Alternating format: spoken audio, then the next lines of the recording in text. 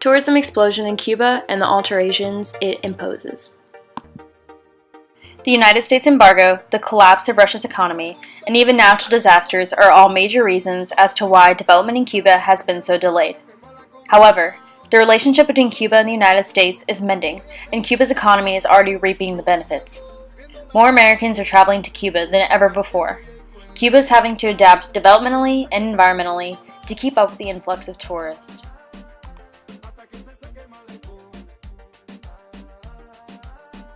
In December of 2014, President Obama announced his intentions of restoring relations with Cuba. In 2015, Cuba received over 3 million tourists, and the number of American visitors increased by 76.6%. Allocations of the embargo lifting has also captured the attention of other countries. Many people are trying to visit Cuba before businesses and development increase, ultimately diverting the country away from its unmodernized state. To ensure that tourists keep coming back, Cuba may have to provide additional entertainment and activities so that tourists will continue to contribute to their economy.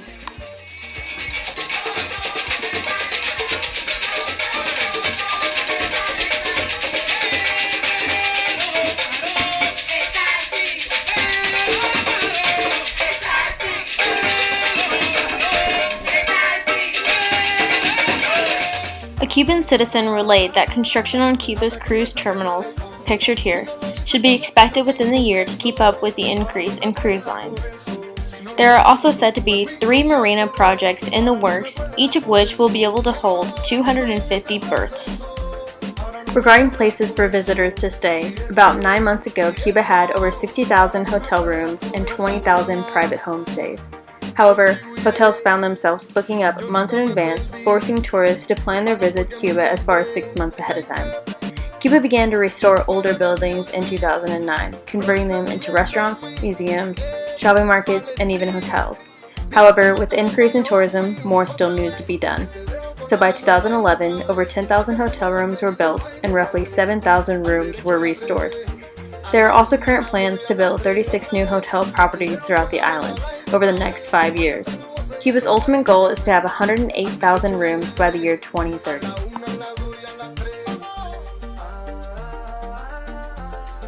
In order to gain the Cuban citizens' perspective on tourism, a 2-question yes or no survey was conducted throughout the streets of Havana. The first question asked if the increase in tourism will have a negative effect on Cuba's environment. The second question asks if environmental protection should increase as tourism increases. A graph was then put together to display the results from the 2-question survey, shown here.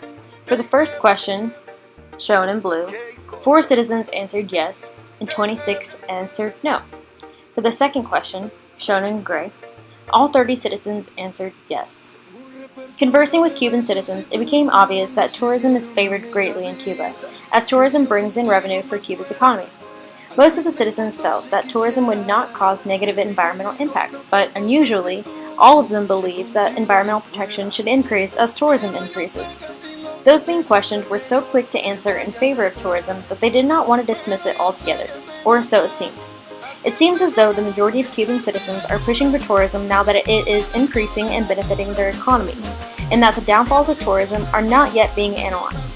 Understanding why massive amounts of tourists will eventually be a threat to their environment and why conservation efforts will need to be instilled do not seem to be a worry of theirs just yet. So do you think that the government just isn't educating people enough, or maybe the people just don't really care enough to know more about ways to conserve or sustainability? I think it's a mixture. Yes. Okay.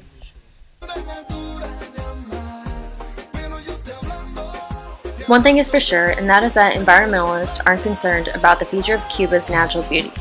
Former lack of development has allowed Cuba's landscape to dominate, attracting many eco-tourists.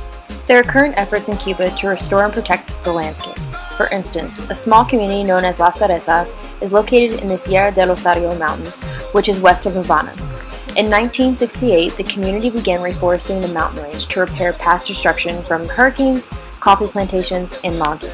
Over 6 million trees have since been planted in the community, coexisting with the people inhabiting the area. Currently, the only major threat on the Sierra del Osario Mountains are hurricanes, which is why Las Teresas still has an active reforestation program. all development at Las Teresas must be approved by the government. Their current developmental plans include restaurants and hotels on the property to increase the amount of tourists that can visit. While visiting Las Teresas, an employee shared the history of the mountains. En 1492, y ahí empieza el proceso de deforestación en Cuba. Gobiernos españoles pues usaron la madera preciosa de Cuba para exportarla a Europa con fines económicos, obtener dividendos económicos. Esa es la primera razón por la cual se empieza a deforestar. Hay otra segunda razón. Después de la revolución haitiana, muchos franceses arriban a Cuba para fomentar los cafetales o plantar el café. Para poder plantar el café hubo que talar también muchas masas boscosas, puesto que el café necesita de sombra y sol para su crecimiento. Eso cooperaba mucho más a la deforestación. Y la tercera razón por la cual se terminó de deforestar, entre 1900 y 1959, muchas compañías americanas llegan a Cuba a hacer carbón vegetal. Y esta es la razón por la cual todas estas montañas quedaron totalmente desiertas de árboles. Triunfa la Revolución Cubana en 1959, nacen los proyectos de reforestación en Cuba. Cuba contains many beautiful species, some of which are sensitive to their environment, such as their coral reefs, which extend many miles throughout the island. The smallest amount of disruption can be detrimental to the corals. Cuba has excelled at keeping the corals healthy in comparison to other regions in the world, especially compared to other islands along the Caribbean.